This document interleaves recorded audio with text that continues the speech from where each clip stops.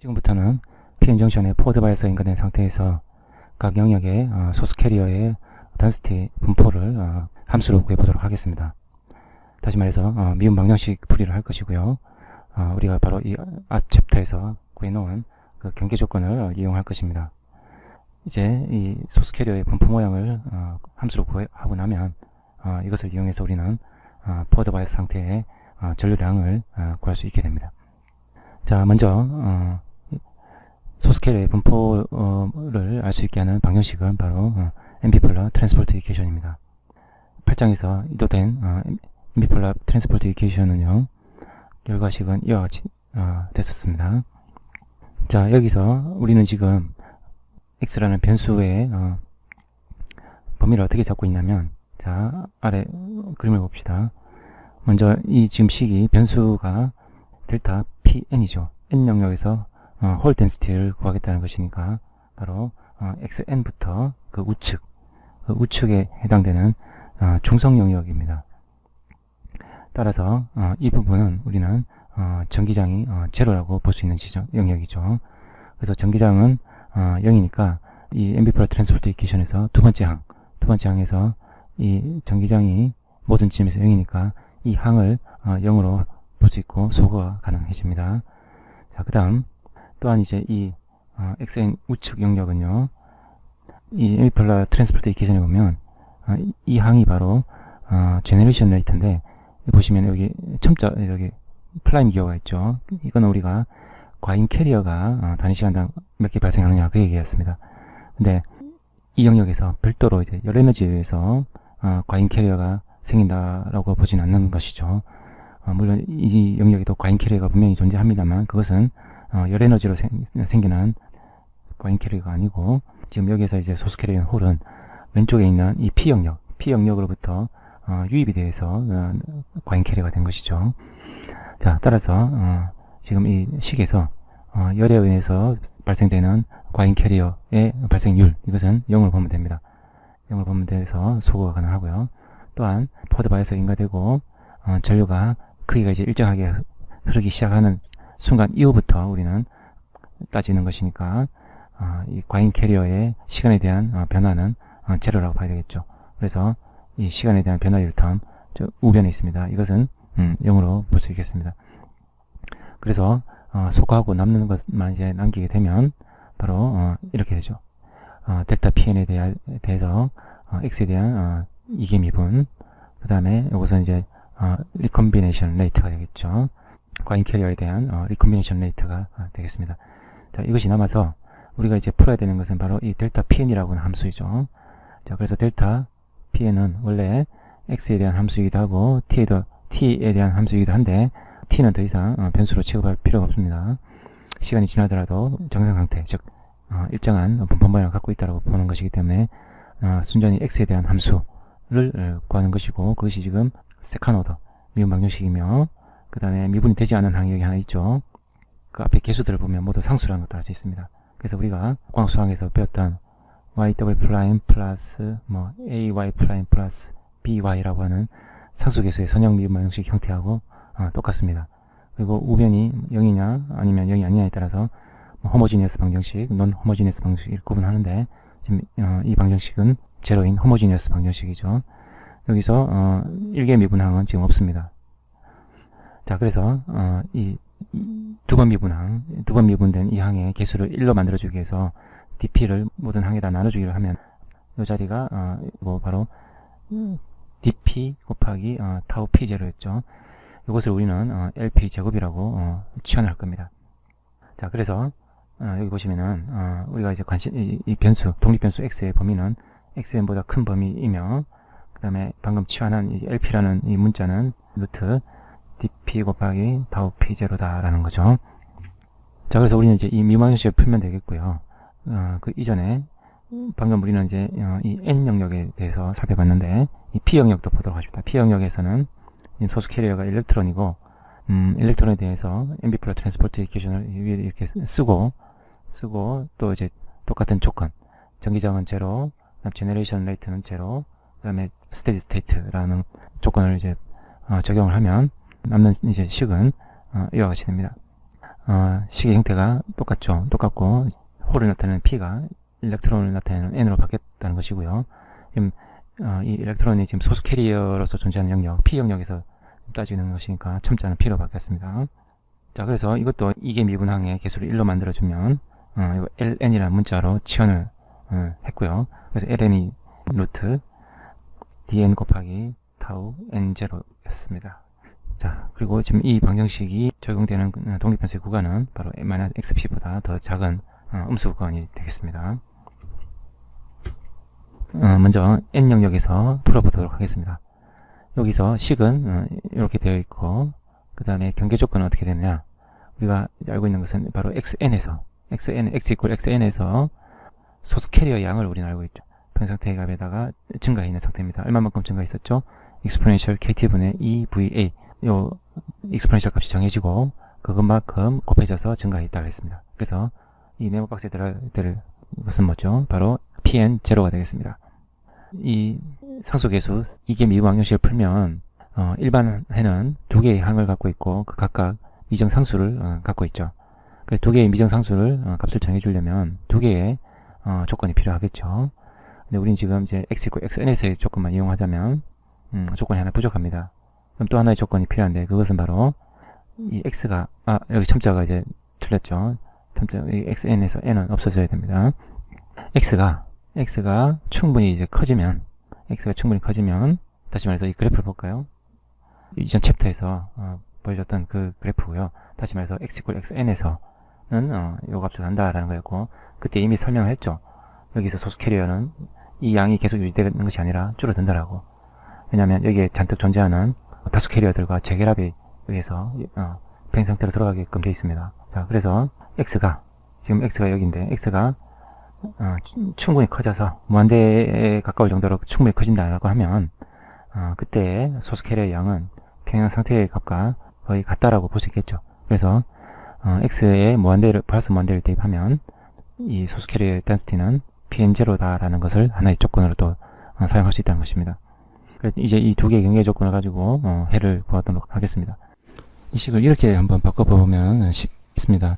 자, 우리가 잘 알고 있는 y 더블 프라임 마이너스 lp 제곱분의 1 y = 0의 해를 찾아라 라는 거하고 같은 거거든요. 이때는 우리는 y exponential 람다 x라고 나오면 되겠죠. 그래서 이 식에 대입을 하면 얻어지는 람다에 대한 식은 람다 제곱 마이너스 lp 제곱분의 1, 이것이 0이 되어야 되겠고요. 그래서 람다는 뭐가 되어야 됩니까? 플러스 마이너스 lp분의 1이 될 것입니다. 자, 그래서 y의 요 람다 자리에 lp분의 1이 될 수도 있고 마이너스 lp분의 1이 될 수도 있다는 얘기죠. 그러면은 우리는 그것을 두 개를 선형결합을 시켜서 미정상수를 붙여주면 그것이 일반해가 되죠. 근데 지금 우리는 이제 이 종속변수를 y라 하지 않고 델타 pn이라고 하고 있으니까, 자, 결국 델타 pn은 상수 a와 미정상수 a 곱하기 exponential lp분의 1 x와 더하기 b 곱하기 exponential 2에 아까는 2라고 했는데 exponential 그 다음에 마이너스 lp분의 1 x 이렇게 되겠죠. 자, 그 결과가 바로 이겁니다. 이렇게 되고요. 자, 우리는 지금 델타 pn을 구한 것이 이것이죠. 자, 그래서 경계 조건을 이제 사용해서 이 a와 b를 정해 줄 건데요. 우리가 이제 경계 조건을 갖고 있는 것은 과잉 캐리어로서의 조건이 아니라 소스 캐리어인 홀 덴시티를 경계 조건을 갖고 있죠. 따라서 여기다가 이 경계 조건에다가 pn0만 빼주면 델타 pn에 대한 조건이 됩니다. 자, 그래서 먼저 뭐부터 해볼까요? 무한대부터 해보겠습니다. x에다가 이제 무한대를 대입하면 이 pn은 pn0로 가야 되니까 이때 델타 pn은 그럼 뭐가 되겠습니까? 델타 pn은 바로 pn0를 빼고 나면 남는 것은 0이겠죠. 자, 그래서 x가 무한대가 대입될 때는 0이 되어야 됩니다. 자, x가 무한대가 대입되면 일단 exponential 마이너스 이 함수는 스스로 이제 0으로 수렴하니까 이건 고려할 필요가 없고, 자, 이 자리 앞에 있는 항에 x가 무한대가 대입되면 이것은 이제 무한히 커지겠죠. 이 델타 p는 0이 되어야 되니까 그 앞에 있는 상수 a가 0이 되어줘야 됩니다. 따라서 이 첫 번째 항은 삭제가 되는 것이죠. 그럼 남는 것이 두 번째 항이고, 두 번째 항 앞에 있는 이 미정 상수 b는 이제 첫 번째 경계 조건을 적용하면 됩니다. 첫 번째 경계 조건은 바로 델타 PN이 X가 XN일 때는 주어진 이 조건에다가 PN0를 빼야 되죠. PN0를 빼야 되니까, 자, PN0 이제 괄호를 묶이고 익스포넨셜 KT분의 EVA에다가 빼기 1 이렇게 하면 되겠죠. 이것이 또 써먹을 수 있는 조건이 됩니다. 따라서 미정상수 B만 남아있는 상태에서 델타 PN XN은 B 곱하기 익스포넨셜 마이너스 LP분의 XN 이렇게 되겠죠. 이것이 위에 있는 이것과 같아야 되니까 바로 이제 미정상수 B는 PN0 익스포넨셜 KT분의 EVA 마이너스 1에다가 이 항이 이제 나누기를 해야 되니까 반대편에 가서 이제 이 지수가 플러스가 되겠네요. 그래서 곱하기 익스포넨셜 LP분의 XN 이렇게 됩니다. 자, 요게 이제 상수 B니까 이것을 다시 이 자리에다가 대입을 해주면 그것이 바로 최종적인 해가 됩니다. 자, 그래서 B가 아까 여기 오른쪽에 써져 있는데 이것이 바로 요거죠. 요거에다가 익스포넨셜 항이 하나 더 있죠. LP분의 XN이 있는데 LP분의 XN은 요 B를 제외한 요 함수도 익스포넨셜 함수라서 요거와 결합을 시켜준 겁니다. 그래서 LP분의 XN-X 이렇게 됩니다. 자, 그래서 이제 한번 생각해 봅시다. 이 그래프가 어떤 모양이 될지. X가 이게 현재 변수고 XN이 되면 그래서 이 익스포넨셜 항은 1이 돼 버리겠죠. 1이 돼서 남는 것은 이거고요. 그래서 이것은 바로 우리가 이제 x = xn에서 홀 덴시티가 이렇게 된다는 거였는데 여기다가 평형 상태의 값이 pn0니까 그것을 뺀 것이 바로 x = xn에서 과잉 캐리어로서 홀 덴시티다 뭐 그런 것이죠. 요 값이 바로 요거와 요것의 차이가 되는 거죠. 요것이 바로 델타 pn의 x가 xn일 때입니다. 자, 그 다음 이제 x가 xn이 아니라 xn으로부터 점점점 멀어지면 이 익스포넨셜의 이 지수가 점점점 음수로서 절대값이 커지겠죠. 그러면 이 익스포넨셜 값은 점점 0으로 다가갈 겁니다. 그래서 이 델타 값은 점점 0으로 수렴한다는 거죠. 여기서 이 델타 값이 점점 x가 멀어지면 0으로 수렴한다는 얘기는 결국 이 pn 값은 pn0에 수렴한다 그런 얘기가 되는 거죠. 그 결과 그래프가 바로 이겁니다. 만약에 이제 델타 pn으로 그랬다고 한다면 여기가 이제 xn이고 델타 pnx로 이제 그림을 그렸다면은 0으로 수렴하는 거겠죠. 0으로 수렴하고 이렇게 줄여서는 이 값은 바로 뭐가다? pn0에다가 익스포넨셜 이 항에다가 빼기 1을 한 것. 이것이 이 델타 pn으로서 x = 0일 때의 값이 되겠죠. 자, 그래서 우리는 델타 pn의 분포 함수를 구했습니다. 자, 그 다음 P영역으로 돌아가 봅시다. P영역은 지금 이 그래프에서 왼쪽 마이너스 XP보다 왼쪽에 있는 영역이고요. 여기서 적용되는 미분방정식은 P영역이니까 일렉트론에 대한 것이 되겠죠. 일렉트론에 대한 식이고, 자, 이 경계 조건은 X가 마이너스 XP일 때 바로 뭡니까? 여기 들어갈 것은 바로 평형 상태에서의 값입니다. 바로 NP0가 되겠죠. 자, 그 다음에 또 하나 조건이 됐어야겠죠. 바로 X가 이제 이번에는 마이너스 무한대로 갈 때 그것이 평형 상태의 값으로 가야 되겠죠. 자, 우리는 이제 미분방정식은 델타 n으로 풀 겁니다. 그래서 이걸로부터 우리는 델타 n p가 x가 마이너스 무한대로 가게 되면 이건 뭐라고 봐야 되는 거죠? 0으로 간다고 봐야 되겠죠. 자, 그 다음에 델타 n p가 x = 마이너스 xp에서는 아까처럼 바로 평형 상태의 값을 np0를 앞에 내세우고 익스포넨셜에다가 또 마이너스 1을 해주면 되겠죠. 요걸 경계 조건을 사용해야 되겠습니다. 자, 그래서 이 델타 np도 이제 해를 구하면 역시 ln분의 1과 마이너스 ln분의 1을 이 지수의 개수로 갖습니다. 그래서 미정상수를 c라 하고 또 하나는 d라 하면은 c 곱하기 익스포넨셜 이렇게 되고 더하기 또 다른 미정상수 곱하기 익스포넨셜 마이너스 ln분의 x 이렇게 되고요. 이제 이 상태에서 우리는 이 미정상수를 값을 정해주기 위해서 이 위에 이 경계 조건을 활용합니다. 먼저 마이너스 무한대를 대입하는 조건을 활용을 하면 자, 이거죠. x가 마이너스 무한대로 가게 되면 0으로 가야 되기 때문에 자, 이 앞에 있는 항은 스스로 0으로 갑니다. c와 무관하게. 자, 근데 d가 x가 마이너스 1 내려가게 되면 이 지섬수가 계속 증가하니까 바로 앞에 이 개수 t가 0이 되줘야 되겠습니다.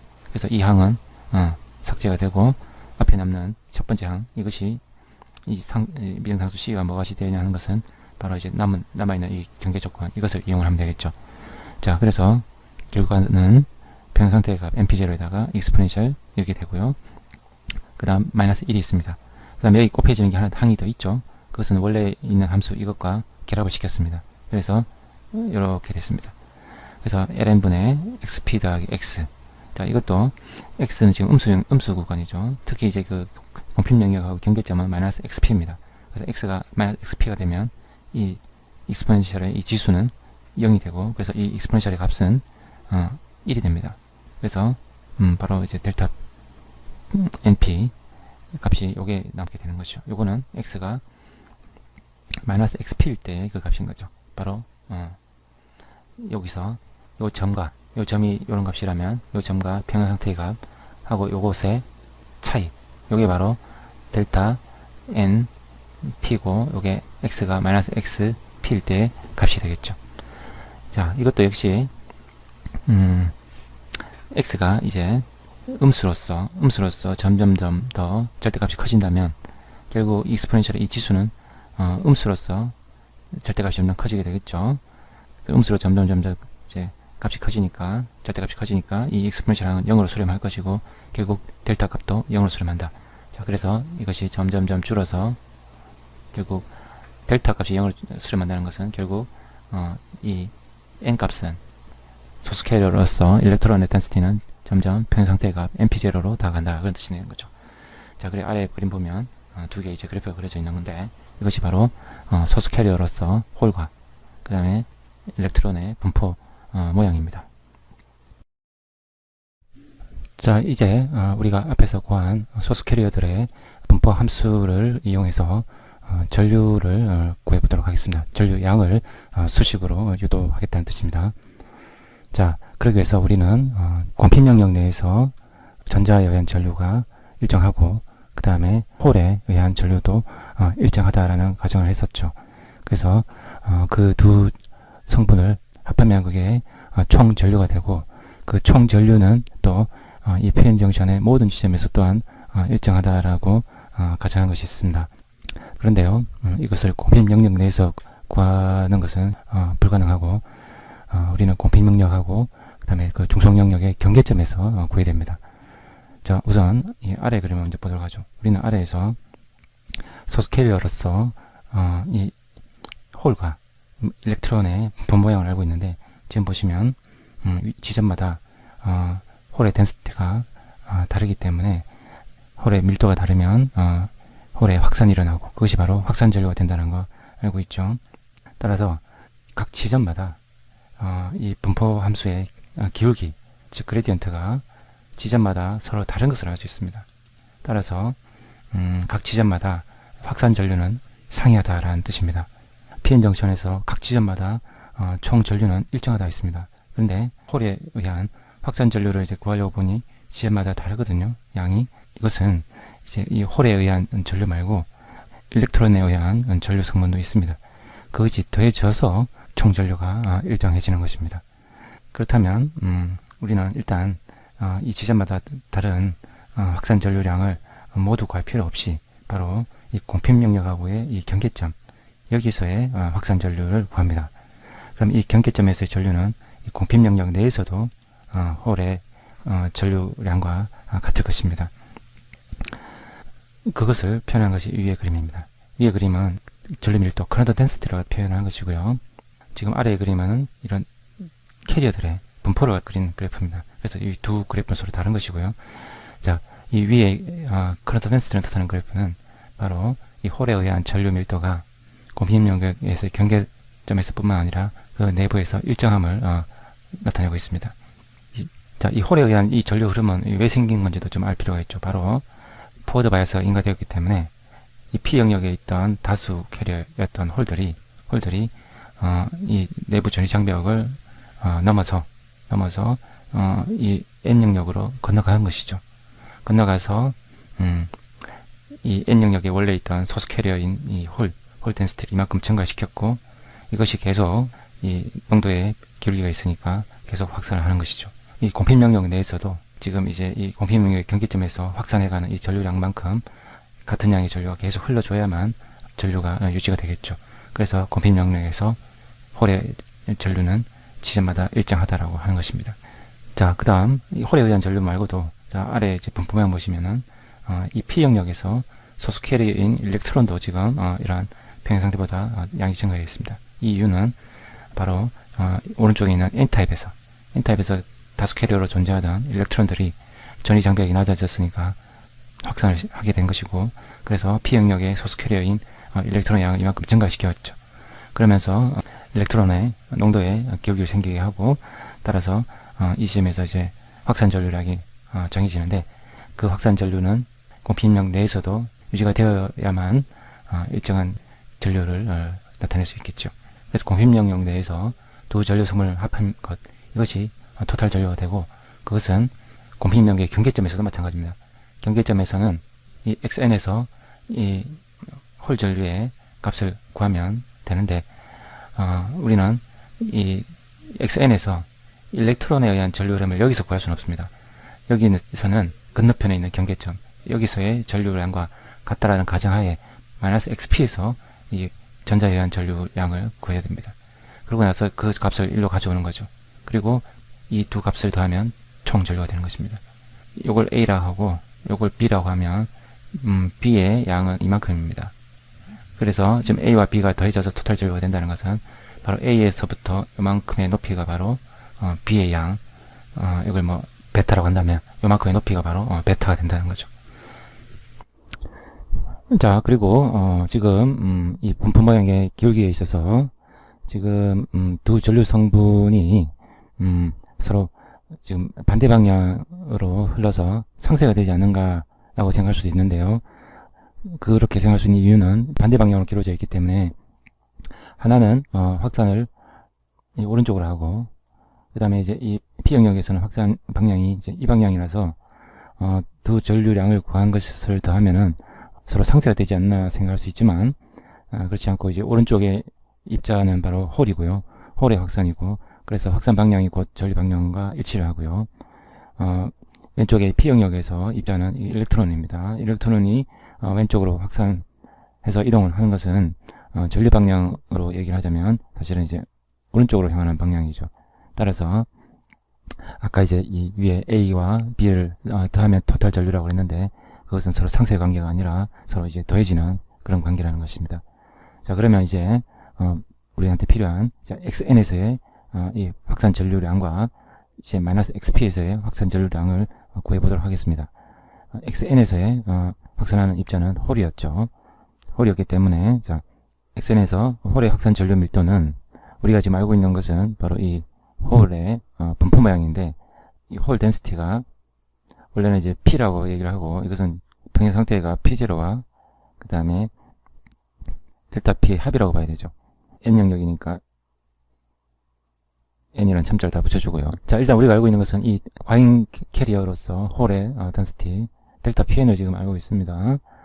자, 그럼 확산에 의한 전류 밀도의 일반식은 어떻게 됩니까? 자, 여기 들어가야 되는 일반식은, 홀에 대해서는 일단 부호가 마이너스가 붙어야 되겠죠. 그 다음에 저다량에다가 확산 계수 곱하고, 그 다음에 분포의 덴시티 분포의 그레디언트, 즉 공간 기울기가 있어야 되겠습니다. 그래서 이 기울기가 바로 이제 x = xn에서 구해져야 되겠습니다. 자, 그런데 갖고 있는 정보는 이 pn이 아니죠. pn이 아니고 델타 pn에 대한 이 함수를 갖고 있습니다. 그래서 지금 이 pn을 미분하라고 되어 있는데, 우리가 갖고 있는 건 델타 pn입니다. 자, 그러면 이제 이 델타 pn에 관해서 이제 이 미분식이 고쳐져야 되는데, 자, 이제 pn이라는 함수가 두 개의 합으로 이루어지는데, 자, pn0는 x에 대한 함수라고 볼 수 있겠습니까? 아니죠. 이것은 지점마다 일정한 상수입니다. 따라서 pn에 대한 미분은 곧 델타 pn의 미분과 같다라는 거 알 수 있겠죠. 자, 그래서 여기 박스 안에 들어갈 식은 pn 대신에 델타 pn으로 바꿔 놓은 것입니다. 그 다음 이제 해야 될 일은 우리가 갖고 있는 이 함수식을 x에 대해서 미분을 하면 되겠습니다. 변수는 지금 여기 있는 x고, 그 앞에 마이너스 부호를 갖고 있으며 또한 그 개수로는 분모에 LP가 있죠. 그래서 개수는 마이너스 부호까지 포함해서 마이너스 LP분의 1이라고 보면 되겠습니다. x의 개수는 마이너스 LP분의 1. 따라서 미분을 하면 이 개수가 앞에 나오게 되겠죠. 자, 그래서 일단 미분을 하고 그 다음에 해야 될 일은 미분을 해서 x에다가 xn을 대입을 해줘야 되겠습니다. 그렇게 한다면 여기에다가 마이너스 LP분의 1이 곱해지는데, 원래 미분 앞에도 이런 상수들이 있으니까 마이너스도 있고, 그래서 결국 여기까지 이렇게 되겠죠. 미분부터 해보도록 하겠습니다. 자, 그래서 델타 pn의 미분 함수는 pn0 exponential kt분의 2va 마이너스 1, 그 다음에 마이너스 lp분의 1이 와야 되겠죠. 마이너스 lp분의 1 곱해지고, 그 다음 exponential 함수는 그대로입니다. lp분의 x 마이너스 xn 마이너스 x. 자, 여기에 x 대신에 xn을 대입하면, 자, 요것은 그냥 1이 되겠죠. 요것은 1이 되겠고, 남는 것이 이제 요거죠. 그래서 원래 마이너스 2와 dp가 있기 때문에 이제 마이너스 lp분의 1이 곱해져서 lp분의 2dp가 되고, 그 다음 남는 것이 pn0부터 시작되는 이 exponential 함수까지가 되겠습니다. 자, 이것이 바로 xn에서의 전류 밀도가 되겠죠. 자, 여기다가 전류가 지나가는 단면적을 곱한다면 그것은 이제 전류가 되겠습니다. 마찬가지로 이제 마이너스 xp에서 전자에 대한 확산 전류 밀도를 구한다라고 한다면, 전자에 대한 확산 전류의 일반식은 어떻게 되죠? 자, 부를 신경 써야죠. 부는 플러스고요. 그래서 이와 같이 표시가 되고, 여기도 일렉트론 덴시티에 대한 그레디언트가 필요한데, 일렉트론 덴시티 역시 자, np는 평형 상태의 값 np0에다가 더하기 델타 n p가 되겠습니다. 우리가 갖고 있는 것은 이 델타 np의 함수죠. 자, 그래서 이 미분식도 델타 np로 고쳐져야 되는데, np에 대한 미분은 델타 np에 대한 미분과 같다라고 이제 쓸 수 있고, 자, 그래서 우리가 앞에서 유도한 델타 np의 함수를 미분을 해서 이 앞에 상수 e와 dn과 이제 곱해주고, 그 다음에 x 자리에 마이너스 xp를 대입하면 얻어지는 식은 이와 같이 됩니다. 자, 아까 L분의 ED라는 이 항은 그대로 나타나죠. 다만 첨자만 일렉트론에 대한 것으로 바뀌어 있습니다. 그리고 이제 이 항은 PN0가 아니고 MP0가 된다는 거죠. 자, 여기서 지금 요것의 의미도 한번 생각해 볼 수 있겠죠. 요것은 바로 자, 원래 델타 NP의 수식이 어떻게 됩니까? 바로 NP0에다가 exponential kt분의 2va가 있고 빼기 1이 있죠. 거기에 exponential 자, ln분의 xp 더하기 x 이렇게 유도가 되었었는데, 바로 이 x 자리에 만한 xp를 대입하면 바로 이 exponential 항이 그냥 1이 되죠. 따라서 지금 아까 이렇게 묶은 것 이제 컬러를 좀 달리 해서, 이것은 바로 무엇을 뜻합니까? 바로 델타 np를 나타내는데, 어디서? 바로 마이너스 xp에서, 바로 이제 공핀 명령 경계에서 과잉 캐리어의 양이 되는 것이죠. 따라서 이 과잉 캐리어 양이 바로 이 전류 밀도에 비례하는 것이 된다라는 것을 알 수가 있습니다. 아까 요 위에 홀에 대한 것도 마찬가지입니다. 홀에 대한 것도 이것을 묶으면 바로 이것이 x equal xn에서 바로 델타 pn을 나타낸다는 것입니다. 자, 그래서 우리는 총 전류를 구하기 위해서 두 전류 성분을 여기서 구하고 여기서 구했습니다. 아까도 말했듯이 이 두 전류 성분은 방향이 같아서 더하기를 하면 이게 이제 토탈 전류가 되고요. 자, 그래서 이제 이 두 성분을 더하면 아까 공통적으로 있었던 것은 이 exponential 함수입니다. exponential 함수고, 이것과 곱해지는 나머지 항들이 이 괄호 안에서 두 개가 더해지겠습니다. 자, 안에 들어가야 될 것은 바로 이렇게 됩니다. L분의 EDP, 그 다음에 PN0, 그 다음에 L분의 EDN, 그 그 다음에 mp0 이렇게 됩니다. 여러분들 이제 기억하고 있겠지만 이것은 루트 dp와 타우 p0의 곱에다가 루트를 씌운 게 되겠죠. 자, 그 다음에 ln도 루트 dn 타우 n0 라는 것도 기억해 둘 필요가 있겠습니다. 이제 토탈 전류 밀도를 구했는데 여기다 이제 전류가 지나가는 단면적만 곱하면 됩니다. 그럼 전류가 되겠죠. 일단 전류 밀도를 구했는데 지금 앞에 있는 이 괄호는 바로 상수들이고요. 뒤에 있는 것이 바로 VA에 대한, 즉 인가된 전압에 의한 함수라고 보면 됩니다. 따라서 이 VA가 그 순방향의 바이어스 크기인데 이 값이 정해지면 익스포넨셜 함수로 이제 값이 정해져서 전류가 증가하게 된다는 것을 알 수가 있습니다. 따라서 VA를 변수로 하고 이제 전류 밀도를 함수 값으로 하는 그 그래프는 바로 아래처럼 이렇게 그려진다는 거죠. VA가 0일 때는 0고요. 자, 그 다음부터 VA가 이제 플러스 함수로서 커지면 익스포넨셜 함수를 따라가면서 증가를 한다라는 것입니다. 자, VA가 음수일 때는 역방향 바이어스일 텐데요. 지금 이 함수가 지금 순방향 바이어스에 대해서 유도된 함수식이지만 이제 나중에 또 언급하겠지만 역방향 바이어스에서도 그대로 이 수식이 적용됩니다. 그래서 이 VA 자리에 음수가 대입되면 바로 역방향 바이어스 상태의 전류가 돼요. 자, 그래서 VA가 양수일 때는 1보다 이 익스포넨셜 값이 1보다 커지지만 VA가 이제 음수로 넘어가게 되면 이 익스포넨셜 값은 1보다 작아지게 되겠죠. 그래서 VA가 음수로서 절대값이 아주 커져버리면 이것은 0으로 수렴합니다. 그래서 지금 이 대괄호 안의 값은 절대값으로 얘기했을 때 가장 커봐야 1이고 어딘가에 수렴하게 되는데 어디에 수렴하는가? 바로 이 앞에 있는 이 괄호 안에 있는 이 상수값으로 수렴하게 됩니다. 자, 우리는 이제 이 앞에 있는 이 상수를 JS라고 표현하고 그래서 전류 밀도는 이제 JS로 나타내고 JS 곱하기 이 익스포넨셜 함수 이렇게 많이 표기를 하고요. 자, 그리고 이 JS를 우리가 이제 부르기는 어떻게 부르냐면 리버스 세츄레이션 그 다음에 커런트 덴시티라고 표현합니다. 상수인데요. 아까도 언급했듯이 이 수식이 역방향 바이어스에도 적용된다고 했고 그래서 아까도 얘기했듯이 역방향 바이어스가 절대값이 아주 커지게 되면 어떤 이제 요 상수값에 수렴한다고 했지 않습니까? 그 수렴하는 값을 우리는 이제 JS라고 부른다고 했기 때문에 그 이름도 바로 리버스, 즉 리버스 바이어스에서 수렴하게 되는 세츄레이션 값이다. 뭐 그런 의미를 담고 있습니다. 자, 우리는 지금까지 PN 정션에서 포워드 바이어스가 인가되었을 때 전류의 양을 수식으로 유도했습니다.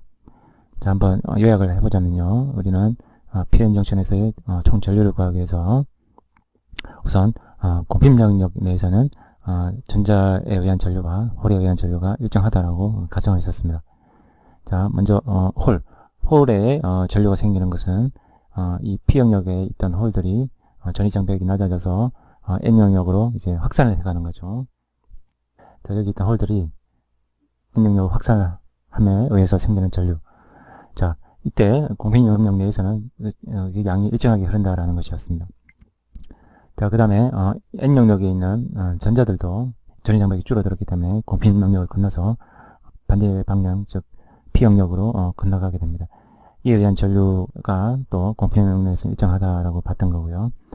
그래서 우리는 이 양을 공핍 영역 내에서 구하는 것이 아니라 이 공핍 영역과 중성 영역 사이의 경계점에서 구했죠. 자, 그래서 먼저 홀에 대해서 이 아래에 보면은 N 영역에서 소수 캐리어인 홀의 분포를 이용해서 미분을 이용하면 그 확산 전류를 구할 수 있습니다. 그 홀에 의한 확산 전류는 이와 같은 이제 수식으로 표현이 되어 있고요. 이것은 이제 위치마다 x라는 이제 위치마다 그 값이 다르다라는 것을 나타내고 있습니다. 따라서 지금 이제 x = xn에서는 두 번째 있는 이 익스포넨셜 항이 1이 되기 때문에 xn 지점에서는 이 값이 됩니다. 그게 바로 이제 이 점에 있는 값이고요.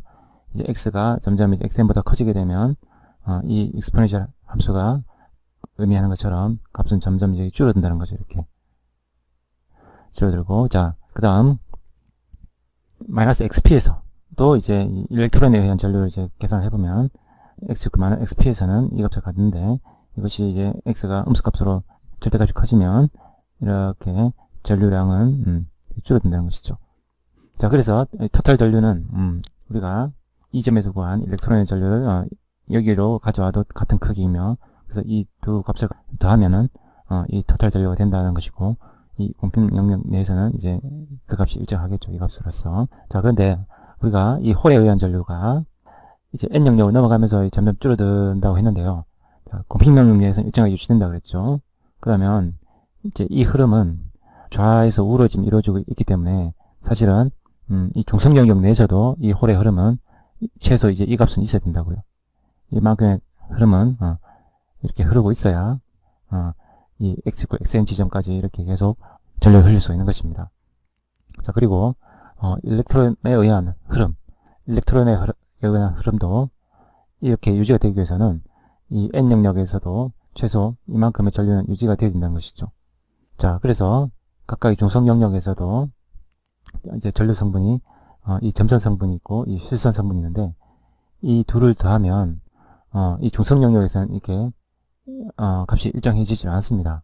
지금 이 실선 성분이 이렇게 점점 줄어들고 있기 때문에 이 점선 성분과 더해진다면 이 x9 xn 지점에서는 이 값을 갖지만 두 개 더한 결과는 실선이 이제 감소하는 것처럼 이렇게 감소를 하겠죠. 그것은 이 p 영역에서도 마찬가지입니다. p 영역에서도 이제 이 점선 성분과 이 실선 성분을 더하게 되면 점점 이제 줄어서 이쯤 되면은 이제 점선 성분의 수렴을 해버리겠죠. 자, 그렇다면 우리의 그 가정이 맞지 않죠. 자, 공평 영역 내에서는 이만큼의 전류가 흐른다고 되어 있으나 중성 영역을 벗어나면 전류가 달라진다는 거죠. 그렇다면 우리가 여기서 뭔가 하나 더 고려해야 될 것이 있다는 것입니다. 자, 그것은 바로 뭐냐면, 자, 먼저 홀에 대해서 보도록 하십니다. 우리가 x=xn 지점에서 이 지점에서 지금 왼쪽에 이만큼의 전류량이 나타난다라는 것은 바로 이 지점에서 단위 시간당 이제 유입되는 홀의 개수에 비례한다고 볼 수 있습니다. 자, 그런데 지금 아래 이제 분포 모양을 보시면 단위 시간당 이만큼의 홀이 왼쪽에서 오른쪽으로 유입되고 있는데, 아래에 있는 이 그래프가 의미하는 것은 뭐냐면, 지금 이제 시간이 지나도 소수 캐리어로서 홀의 덴시티는 이와 같이 일정하게 시간이 지나더라도 변함이 없다라는 거죠. 유입된 양이 최소 이제 이 정도 평형 상태의 값을 나타내고 있는 이 지점 안쪽에서 모두 소멸되어서 없어지기 때문입니다. 자, 그렇다면 홀이 유입이 되어서 들어왔는데 x=xn 지점과 지금 이제 대략적으로 잡았을 때 이 지점, 이 공간 사이에서 다 소멸이 된다는 얘기는 바로 누구와 재결합을 하기 때문이죠. 바로 일렉트론과 재결합을 해서 없어지기 때문입니다. 따라서 이 n 영역에 있는 일렉트론이 다수 캐리어이긴 하지만 홀이 계속 시간이 지나도 계속 유입이 되고 있는데, 그것과 재결합을 계속 한다면 이 일렉트론 양도 계속 줄어들 수밖에 없겠죠. 그렇지만 이 일렉트론의 덴시티도 일정하게 유지가 되기 위해서는 바로 어디서인가 공급이 되어야 된다는 거죠. 바로 홀이 좌에서 우로 이 지점을 통과할 때 이만큼의 유입이 된다면 바로 이 점선 지점을 통과하는, 즉 위에서 좌로 통과하는 단위 시간당 유입되는 전자가 있다는 것이죠. 자, 이것이 아래 x=xn에서 단위 시간당 유입되는 홀의 개수와 일치를 하기 때문에 지금 이 x=xn과 지금 이 지점 사이에서 이런 소수 캐리어인 홀의 덴시티가 일정하게 유지되고, 마찬가지로 머저리티인 일렉트론의 홀 덴시티도 시간이 지나더라도 변하지 않고 유지가 되는 것입니다. 자, 그래서 이 지점에서는 바로 x=xn 지점에서 이 홀이 유입되는 이 전류와 크기가 똑같은 전류가 여기서 형성이 되고 있다는 것입니다. 이것은 이제 일렉트론이 오른쪽에서 왼쪽으로 이 흐름에 의해서 전류가 형성이 되는 거죠. 그리고 이 지점에서 나타나는 전류는 홀이 지금 왼쪽에서 오른쪽으로 이렇게 이동하면서 생기게 되는 전류고요. 자, 그래서 이 지점에서 유입되는 전자는 이 공간 내에서 소멸되어 없어지는 이 일렉트론들을 보충하기 위한 흐름이고요. 이것이 이 지점에서는 제일 이제 크지만 점점 이제 위치를 이쪽 옮겨갈수록 크기가 이제 점점 줄어들게 됩니다. 줄어들어서 이제 X고 XN 지점까지 가면 더 이상 왼쪽으로 갈 필요가 없는 거예요. 왼쪽에서는 이 홀이 일렉트론과 재결합하는 게 없다라고 보는 거거든요. 자, 그래서 지금 이렇게 줄어드는 이 전류와 이 실선을 닿으면 이게 바로 이렇게 일정한 전류가 되는 것입니다. 홀이 이 P 영역에서 N 영역으로 넘어오면서 발생된 그 전류고요. 이 일렉트론이 그 반대급부로서 이렇게 이 지점에서 오른쪽에서 왼쪽으로 이렇게 흘러 들어와서 그것이 전류 성분이 되고, 그래서 이렇게 위치마다 점점 감소하는 이 전류와 이 일렉트론 전류가 합해져서 이렇게 일정한 전류가 된다는 것입니다. 자, 일렉트론에 대해서 한번 얘기해 보겠습니다. 일렉트론은 지금 N 영역에서 P 영역을 넘어와서 이렇게 이 지점에서는 이만큼의 전류를 나타내지만 전류가 이제 점점 줄어들죠. 자, 그렇다면 여기서도 마찬가지 얘기를 할 수가 있습니다. 바로 지금 이 지점, 자, 이 지점은 이제 아래 보시면 일렉트론의 덴시티가 평행 상태에 이제 값을 갖기 시작하는 지점입니다. 그러면 이제 이 지점에서는 바로 마이너스 XP 지점에서는 바로 단위 시간당 유입되는 전자의 개수에 비례하는 양이 바로 이 전류입니다.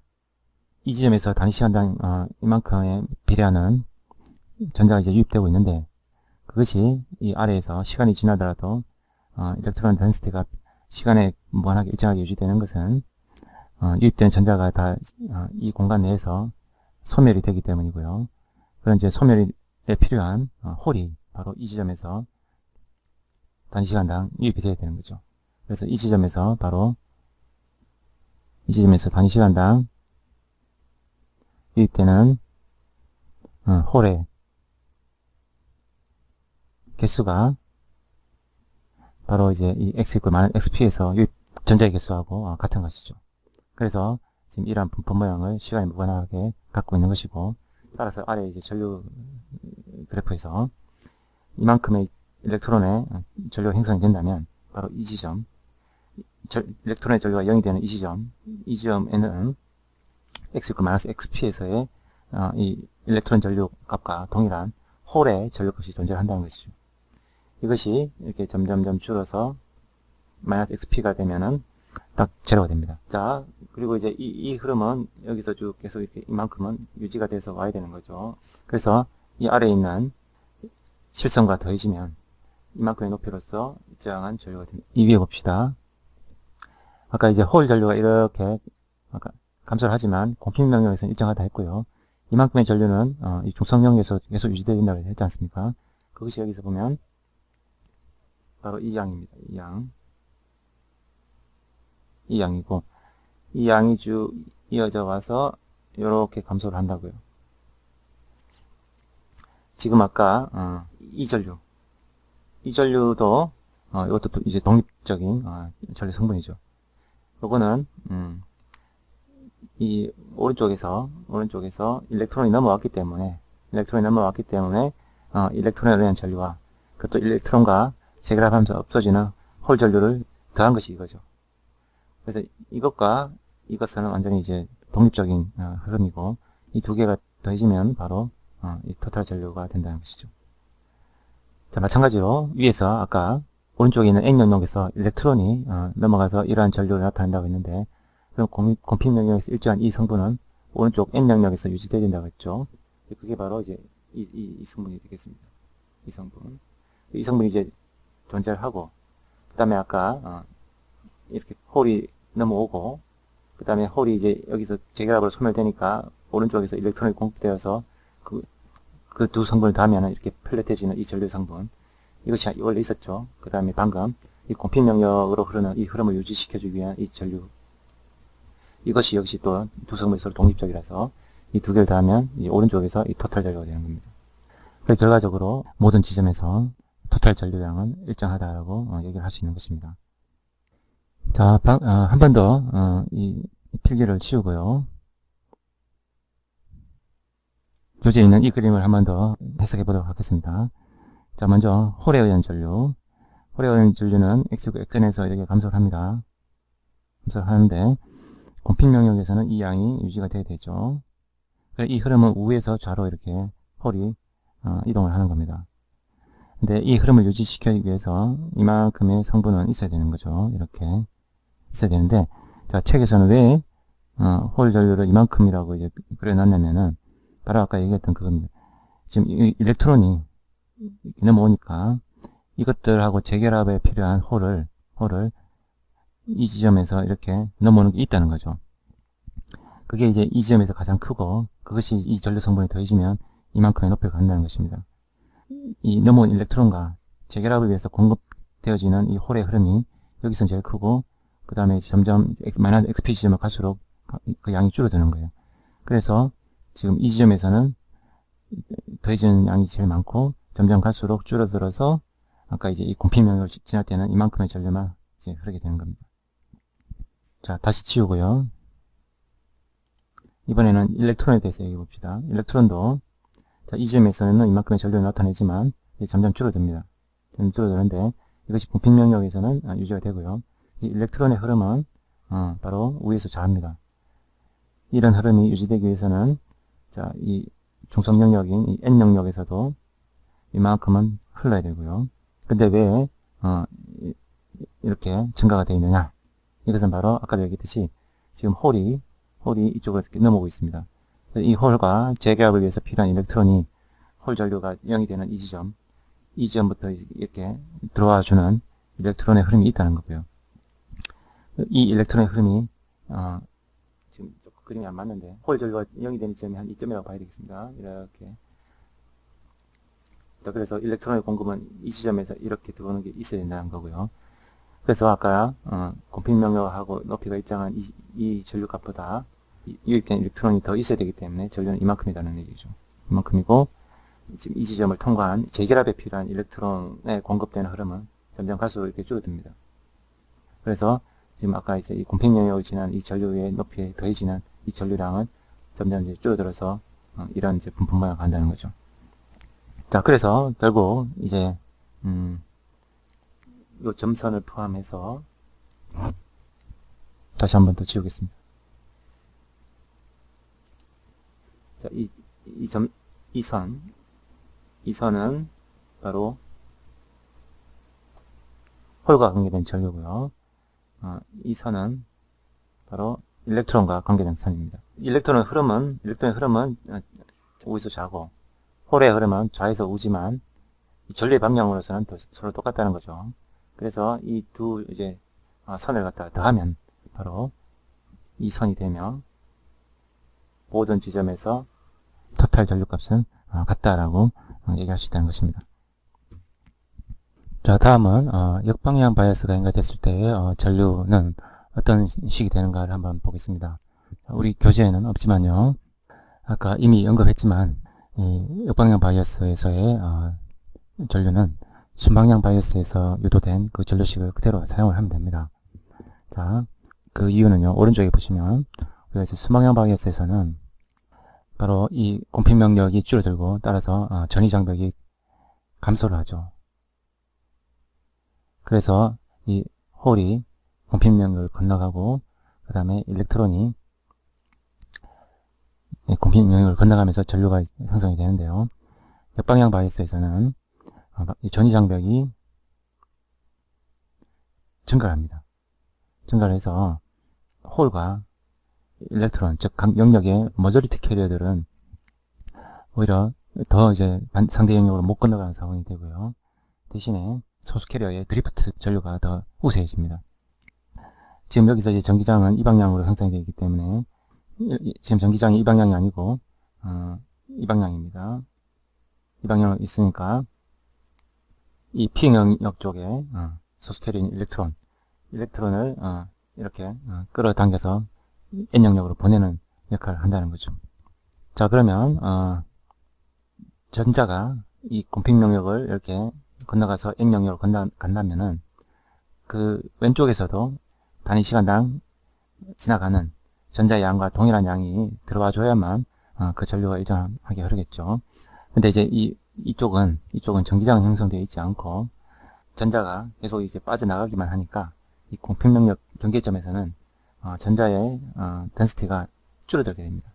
줄어들게 되고 줄어든 양이 계속 유지되는 것이 아니라 자체적으로 일렉트론 홀 페어 제너레이션이 일어나고 있으니까 공평 영역에서 이제 멀리 떨어진 지점에서는 원래 평행 상태의 값으로 회복이 됩니다. 따라서 이 P 영역에서 소스 캐리어의 덴시티 분포가 이와 같은 분포 모양을 나타내게 된다는 거죠. 따라서 이 지점에서 기울어져 있는 이 기울기에 의해서 좌에서 우로 전자의 확산이 일어난다는 거죠. 그래서 우리는 공핍 영역 내에서 이 전자의 드리프트 성분을 구하고 그 다음에 여기서 이제 확산 전류 성분을 구하고 그래서 그 둘의 상세 결과로 남는 그 네트 전류를 구하는 그런 이제 어려운 과정을 거치지 않고 그냥 이 중성 영역에서 바로 공평 영역과의 이 경계점에서 이 일렉트론 덴시티의 기울기를 이용해서 확산 전류를 구하면 그것이 바로 또 역바이어스 상태의 전류가 됩니다. 그리고 이 홀에 대해서도 마찬가지고요. 지금 이 공평 영역에서 증가된 이 전기장은 이 N 영역 쪽에서의 소수 캐리인 홀을 이쪽 P 영역으로 보내는 그런 역할을 합니다. 그러면 공평 영역 근처에 N 영역에서의 홀의 덴시티는 이렇게 줄어들게 되고요. 그것이 이제 공평 영역에서 충분히 떨어지면 평행 상태의 값으로 회복이 됩니다. 그래서 이런 이제 분포 모양을 갖게 되고, 그래서 역시 이 홀의 흐름도 이 홀의 분포 모양에서 이 x = xn 지점에서 이 기울기를 이용하면 확산 전류 양을 구할 수 있고, 이것이 바로 역방향 바이어스의 또 하나의 전류 성분이라는 것이죠. 그래서 마이너스 xp에서의 확산 전류, 그 다음에 xn에서의 확산 전류, 그것을 더하면 역시 역방향 바이어스의 전류가 됩니다. 이것은 순방향 바이어스에서 전류를 구하는 과정과 완전히 똑같거든요. 차이는 바로 x = xn에서 경계 조건만 다른 것입니다. 이제 순방향 바이어스에서는 경계 조건이 평행 상태의 값보다 이렇게 증가 있는 상태인데, 역방향 바이어스에서는 평행 상태보다 감소 있는 상태고요. 그 다음에 x = xp에서의 경계 조건, 순방향 바이어스에서는 이렇게 증가해 있는데 역방향 바이어스에서는 감소해 있다는 거죠. 자, 그래서 일렉트론 덴시티와 홀 덴시티는 어떻게 순방향과 역방향이 다른가? 바로 순방향에서는 평행 상태보다 이 익스포넨셜 값이 곱해져서 증가하게 되는 것이고, 역방향에서는 이 순방향에서 평행 상태에서 값에서 이 익스포넨셜 값이 곱해져서 줄어든다는 얘기인데요. 바로 이제 이 리버스 바이어스가 여기 순방향에서는 이 값이 양수가 대입이 되지만 역방향 바이어스에서는 이 양수인 이 값이 음수가 되어서, 즉 마이너스를 갖고 여기 들어오기 때문에 1보다 작은 값이 되면서 소수 캐리어 양이 줄어든다는 것을 나타낼 수가 있습니다. 요거는 이제 마이너스 xp에서 x = 마이너스 xp에서의 경계 조건인 거죠. 그 다음에 x = xn에서 경계 조건은 소수 캐리어인 홀에 대한 것이고, 순방향에 대해서는 이만큼의 값이 되지만 역방향 바이어스에서는 요 부분이 요 바이어스 성분 요게 여기서는 양수지만 리버스 바이어스에서는 음수인 마이너스 VR이 이제 대입되어서 이게 이제 곱해지면 평행 상태의 값보다 작아진다는 겁니다. 따라서 이 전류도 구해보면 위치에 따른 전류식은 이와 같이 되고요. 여기다가 x = xn을 대입하면 이것은 이제 1이 됩니다. 그래서 남는 것은 이것이 되고요. 우리가 이제 포워드 바이어스에서는 지금 이 자리가 마이너스 VR이 대입되는 이 자리가 양수인 VA가 대입되는데, 리버스 바이어스에서는 그냥 음수값이 대입된다라는 것을 뜻하는 거죠, 이게. 그 다음에 이제 일렉트론에 대한 전류 성분도 이것이 있고, 그 다음에 위치마다 달라진다는 것을 뜻하는 이것이 있는데, 여기다가 x에다 마이너스 xp를 대입하면 이 값이 이제 1이 되는 거죠. 자, 그래서 리버스 바이어스 전류는 바로 이 성분과 이 성분을 더한 것이 됩니다. 자, 그러면은 결국은 JS 곱하기 익스포넨셜 KT분의 EV 마이너스 1이라는 전류식이 되고, 그 V 자리에 이런 음수가 대입되면 그것이 바로 역방향 바이어스에서 전류 양을 나타내는 것이 된다는 것입니다. 자, 그래서 역방향 바이어스, 그 다음에 순방향 바이어스에 모두 적용 가능한 전류식은 바로 J는 JS 곱하기 exponential kt분의 2v 마이너스 1 이렇게 쓰면 됩니다. 그래서 순방향 바이어스라면 이 자리에 양수가 대입되는 것이고요. 이게 순방향이고 이 자리에 이제 음수가 대입되면 그것이 바로 역방향 바이어스의 전류가 되는 것입니다. 앞서 우리는 PN 정션 구조에서 바이어스가 인가됐을 때의 전류량을 수식으로 유도해 봤습니다. 자, 그 결과식이죠. 자, 우리는 여기 바이어스와 관계된 이 익스포넨셜 항을 제외한 이 나머지 이 상수들의 이 결합을 JS라고 하는 또 다른 상수로 치환을 했죠. 그래서 전압을 걸었을 때 흐르는 전류는 대체적으로 이 수식에 유사하게 들어맞는다고 할 수 있겠는데요. 우리가 소자를 사용을 함에 있어서 주변 온도가 변하면 이 수식이 예측하는 전류와 같지 않은 그런 거동을 나타내는 것을 관찰할 수 있습니다. 다시 말해서 지금 이 수식은 여기 온도 텀이 있는데요. 이 온도가 이제 증가를 하게 되면 이 지수가 값이 줄어들게 되고, 그래서 이 익스포넨셜 값이 줄어들어서 이 전류도 줄어들다라고 이제 예측을 할 수 있는데, 실제로 온도를 증가시킨 경우에 이 다이오드 소자의 전류는 온도가 올라갈수록 이렇게 전류도 상승을 하는 것을 볼 수 있습니다. 지금 이 그래프는 순방향 바이어스에서 이제 전류 그래프고요. 이 그래프는 역방향 바이어스에서 전류 그래프인데, 지금 이 Y축 스케일이 좀 다릅니다. 역방향 바이어스에서는 이 스케일을 좀 많이 확대를 한 것이고요. 자, 어쨌거나 여기서 역방향 바이어스도 온도가 증가를 하면 그 절대값이 이렇게 증가를 한다는 것을 확인할 수 있습니다. 그럼 이제 이 수식이 왜 서로 이런 실제와 다른을 예측하게 하냐면, 이 안에 이 상수 중에 온도와 관계 있는 텀이 있기 때문입니다. 다시 말해서 여기 Pn0와 NP0 텀이 있는데, 이것은 각각 N 영역과 P 영역에서 소수 캐리어의 덴시티죠. 따라서 이제 Pn0는 N 영역에서의 소수 캐리어니까 ND분의 NI 제곱이라는 관계가 있고, NP0는 NA분의 NI 제곱이라는 관계가 있죠. 근데 이 NI 제곱이 온도와 상관관계가 있어서 온도가 증가를 하면 이 NI 제곱이 증가를 하게 됩니다. 이 아래 수식을 보면 NI 제곱은 바로 T의 3승에 비례하고요. 또 이 익스포넨셜 값에 비례합니다. 근데 이 익스포넨셜 안에 또 온도 텀이 있는데, 이 위에 있는 이 바이어스에서의 익스포넨셜하고 다른 것이 여기는 마이너스 부호가 있습니다. 그래서 온도가 증가를 하면 이 익스포넨셜은 증가 방향이고요. 그보다도 일단 앞에 있는 이 T의 3승 항이 더 우세해서 이 NI 제곱이라는 값을 온도의 증가에 따라서 같이 증가하게 만들어 버립니다. 따라서 이 JS라는 상수가 이렇게 정의되어 있죠. PN0와 NP0가 NI 제곱과 이제 비례를 하고, NI 제곱이 온도에 대해서 이런 이제 비례 관계가 있으니까 JS도 바로 동일한 비례 관계가 있습니다. 그래서 온도가 올라가면 바로 이 JS항이 커져서 이 뒤에 있는 이 바이어스 텀, 즉 바이어스 텀에 있는 이 온도의 증가에 따라서 이 값이 감소하는 것보다 이 JS가 커지는 것이 더 우세를 하기 때문에 이러한 전류 증가 결과를 낳게 되는 것입니다. 자, 다음은 이제 PN 정션 구조로 만들어진 소자가 이제 다이오드라고 했는데, 이제 실제 다이오드 소자는 바로 P타입 영역과 N타입 영역의 길이. 자, 우리가 이제 이 공핀 영역의 바깥 영역은 중성 영역이라고 부르는데, 이 중성 영역의 길이가 유한합니다. 실제 소자를 중성 영역의 길이를 무한정 길게 할 수는 없겠죠.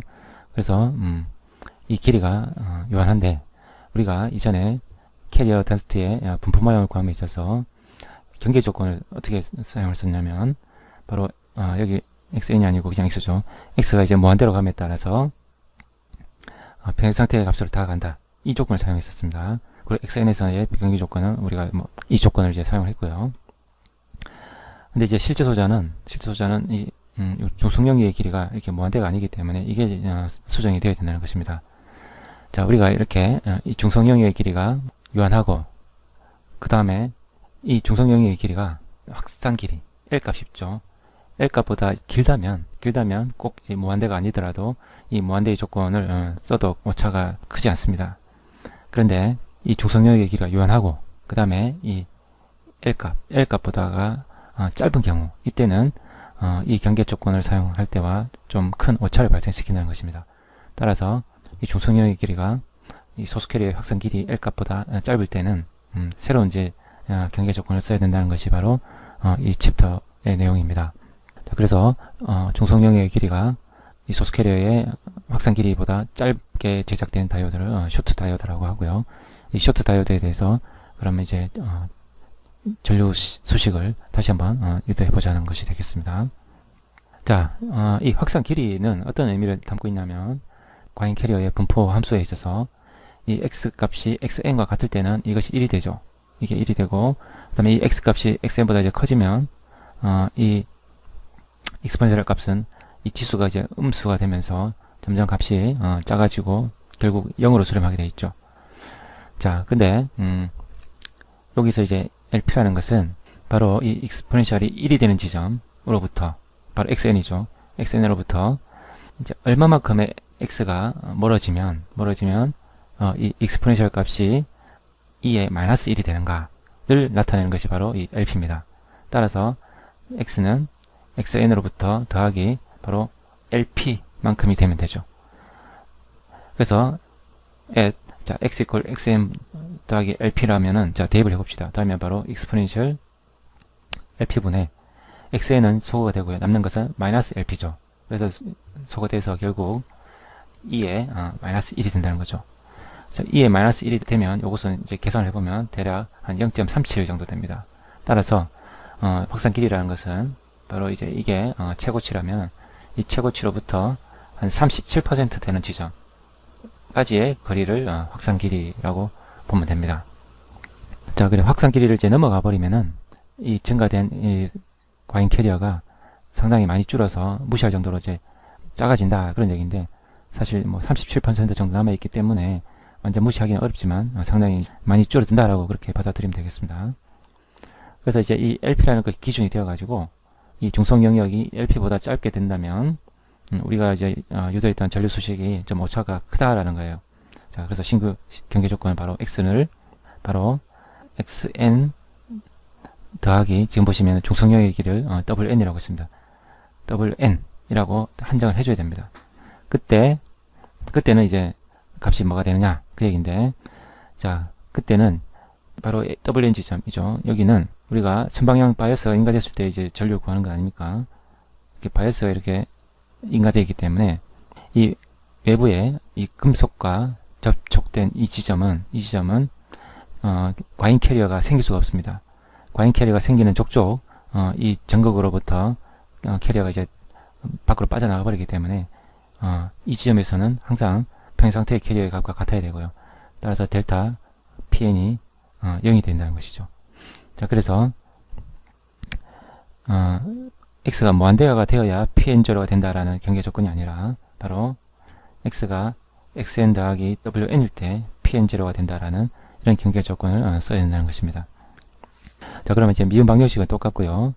그리고 이제 이 문제는 왼쪽에 있는 P 영역은 이 중성 영역의 길이가 확산 길이보다 충분히 길다라고 보고, 이전에 그 수식은 우리가 구한 수식은 일단 유효하다고 보고 거기를 수정하는 것이 아니라 지금 이제 이 중성 영역의 길이가 이 확산 길이보다 짧은 X 영역의 그 수식을 수정하고자 하는 것이다라는 거 그렇게 기억하기 바랍니다. 델타 PN의 해를 구하면 일단 이렇게 되지 않습니까? 델타 PN은 이제 X에 대한 함수인데 PN0 우리가 이제 값을 구하기 이전에 수식을 써야 되니까, 자, A 곱하기 exponential 마이너스 LP분의 1 X 더하기 B 곱하기 자 exponential LP분의 1 X 이렇게 써야 되겠죠. 자, 다음으로 할 일은 이제 이 미정상수 A와 B를 찾기 위해서 아까 그 신규 경계 조건 이것을 대입을 해서 A와 B를 정하는 일이 되겠습니다. 자, 미정상수 A와 B를 정하는 것을 한번 해보도록 하겠습니다. 우리가 이제 경계 조건을 대입할 때 주의해야 될 것은, 우리가 지금 알고 있는 것은 소스 캐리어로서 홀 농도를 알고 있죠. 근데 우리는 과잉 캐리어로서 홀 덴시티를 구하는 것이니까 델타 PN의 XNS 값은 바로 이 값에서 PN0를 빼야 되겠죠. PN0에다가 exponential KT분의 EVA 마이너스 1을 대입해야 됩니다. 자, 그 다음에 델타 PN의 X 이퀄 XN 더하기 WN에서의 값은 바로 여기에서 PN0를 빼야 되니까 0을 대입해야 된다는 것입니다. 자, 그래서 먼저 XN을 대입하면 A 곱하기 exponential 마이너스 LP분의 XN이 되고요. 더하기 B의 exponential LP분의 XN이 되고, 이것이 PN0의 exponential KT분의 EVA 마이너스 1이 돼야 됩니다. 자, 그 다음 XN 더하기 WN을 대입하겠습니다. 그러면 A 곱하기 exponential, 자, X에 이 두 개의 더하기가 대입되니까 exponential을 분리를 하겠습니다. 그래서 마이너스 LP분의 XN이 있고, 그 다음에 exponential 마이너스 LP분의 WN 이렇게 되겠고, 다음 더하기 B는 exponential LP분의 XN이 있고요. 그 다음 exponential LP분의 WN 이렇게 되겠죠. 이것은 값이 뭐가 돼야 되느냐? 0이 돼야 되죠. 자, 그럼 여기서 이제 A와 B를 찾기 위해서 1번식에다가 exponential 마이너스 LP분의 WN을 위에다가 이제 위식에다가 양변에 곱하기를 하겠습니다. 그러면 자, 1번식은 A 곱하기 exponential 마이너스 LP분의 XN, 그 다음에 exponential 마이너스 LP분의 WN 더하기 B 곱하기 exponential LP분의 XN 곱하기 exponential 마이너스 LP분의 WN 이렇게 되죠. 이것이 PN0의 exponential KT분의 EVA, 여기서, 그쵸. 여기 좀, 이렇게 쓰면 안 되죠. 가로가 있고, 여기 가로가 닫긴, 이런 식이 되겠죠. 이렇게 하고, 마이너스 1에, 그 다음에 곱해지는 것이 exponential 마이너스 LP분의 WN, 이렇게 되겠습니다. 자, 그 다음, 이 아래에 있는 식에서, 이 위에 있는 이 식을 빼도록 하겠습니다. 그러면, 이 항은 지금, 똑같습니다. 똑같기 때문에, 빼기를 하게 되면 이 항은 사라지게 되겠고요. 두 번째 항에서는 동일한 항이, 요게 이제 동일한 항이고 차이가 나는 부분이 이 부분이죠. 따라서 B는 exponential LP분의 XN으로 묶이고, 그 안에 exponential 마이너스 LP분의 WN 마이너스 exponential LP분의 WN 이렇게 됩니다. 자, 그 다음 우변은 그대로 써주면 되겠죠. 위에 있는 식이 우변이 0이니까, 그래서 PN0 exponential KT분의 EVA 마이너스 1의 exponential 마이너스 LP분의 WN. 자, 그러면 이제 이 B를 구할 수 있겠습니다. B는 바로 이 곱해져 있는 이걸 이제 나누기를 하면 되겠죠. 나누기를 하면 exponential LP분의 XN, 그 다음에 exponential 마이너스 LP분의 WN 마이너스 exponential LP분의 WN 이렇게 되고요. 다음 분자는 PN0 exponential KT분의 EVA 마이너스 1의 exponential 마이너스 LP분의 WN 이렇게 되죠. 자, 근데 이 밑에 있는 이것은 위에 있는 이 분자에 있는 이 exponential과 결합을 하도록 하겠습니다. 그러면 exponential KT분의 EVA 마이너스 1이 되고요. 그 다음 여기에 곱하기 exponential 마이너스 LP분의 WN 더하기 XN 이렇게 이제 표현이 가능하겠죠. 분자가. 그 밑에 분모는 exponential 마이너스 LP분의 WN 마이너스 exponential LP분의 WN 이렇게 되겠습니다. 자, 여기 분모에 이 두 항의 위치를 좀 바꾸자고 한다면은 마이너스를 이제 곱해주면 되겠죠. 분자 분모에. 그래서 exponential LP분의 WN 마이너스 exponential 마이너스 LP분의 WN. 그리고 분자는 PN0 exponential KT분의 EVA 마이너스 1 곱하기 exponential 자 마이너스 앞에 있었어야 됩니다. 그죠? 좀 이따 쓰고요. 마이너스 그 다음에 LP분의 WN 더하기 XN 이렇게 되고 마이너스 4를 갖고 있습니다. 자 그 다음은 A를 구해야 되겠죠. A를 구하는 것은 자 이 구해놓은 B를 지금 이 식에다가 대입을 한다면 요 항이 요 항과 서로 소거가 되게끔 되어 있습니다. 그렇게 한 후에 이 두 번째 항을 우변으로 넘기고 그 다음에 A에 붙어있는 이것을 갖다가 나눠주기를 하면 A는 쉽게 구해집니다. A는 이제 부호는 플러스고요. exponential LP분의 WN 마이너스 exponential 마이너스 LP분의 WN이 있는 건 똑같고요. 그 다음에 분자가 PN0의 exponential KT분의 EVA 마이너스 1은 똑같이 붙고요. 여기가 exponential 여기가 이제 더하기가 됩니다. 더하기 LP분의 WN 더하기 XN 이렇게 된다는 거죠. 자 그럼 이제 이 구한 A와 B를 이 맨 위에 있는 이 델타 PNC에다 대입을 하면 끝이 나겠습니다. 그러면 그 결과는 델타 PN은 분모는 A와 B가 공통입니다. 그죠? 똑같죠? 그러니까 분모에는 exponential LP분의 WN 마이너스 exponential 마이너스 LP분의 WN이 있는 것은 똑같고요. 그 다음에 이제 분자에서는 공통으로 있는 것이 또 이 PN0 곱하기 이 괄호죠. PN0 exponential KT분의 EVA 마이너스 1 이건 똑같이 있고 자 그 다음 A는 exponential 이것을 마이너스 LP분의 X하고 결합을 시켜주면 되겠습니다. 그래서 A는 exponential LP분의 WN 더하기 XN 마이너스 X 이렇게 되겠고요. 그 다음은 이제 B를 exponential LP분의 X하고 곱하게 되면 B에는 여기 마이너스 LP분의 WN 더하기 XN이 있죠. 이것이 그냥 X하고 이제 곱해지게 되는 이것은 이제 마이너스 앞에 부호가 있죠. B 앞에는 마이너스 부호가 있기 때문에 마이너스 exponential 마이너스 부호를 갖고 있습니다. 그래서 마이너스 LP분의 WN 더하기 XN 그 다음에 LP분의 X를 이제 더해줄 건데 부호가 플러스이기 때문에 마이너스 X로 가겠습니다. 이렇게 바뀌겠죠. 자 다시 써보면 이것은 LP분의 WN 더하기 XN 마이너스 X가 exponential의 지수고요. 여기서는 마이너스 LP분의 WN 더하기 XN 마이너스 X 부호만 다르네요. 그죠? 부호만 다르고 마이너스 부호를 갖고 있습니다. 자, 그래서 우리는 이 델타 PN이라는 이 함수의 미정상수 A와 B를 정했고요.